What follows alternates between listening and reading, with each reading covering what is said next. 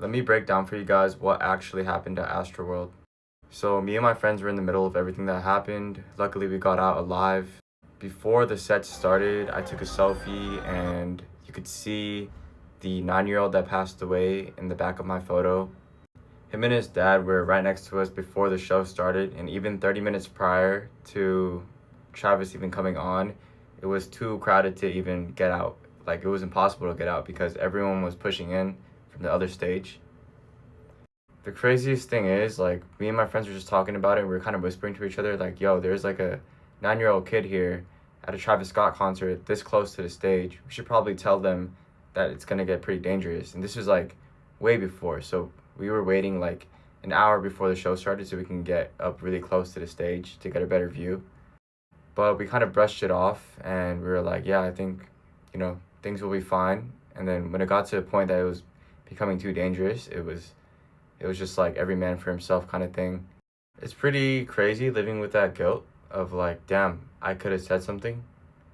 And honestly, I feel like I kind of forced myself to just forget about that situation.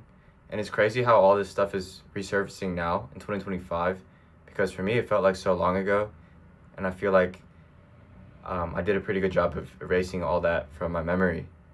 I haven't watched the documentary, but one thing that I did notice, and I do believe was the main reason why those 10 victims passed away that night, was because as the crowd was pushing in, right, there were a group of people in the most dangerous spot of the crowd, and what they were doing to combat the crowd crush or the crowd pressure was that they were all trying to take a knee while the crowd was pushing in, and it was helping, right? I think they were actually, kind of saving themselves by doing that because by kneeling, it would just give them more elbow room, more space.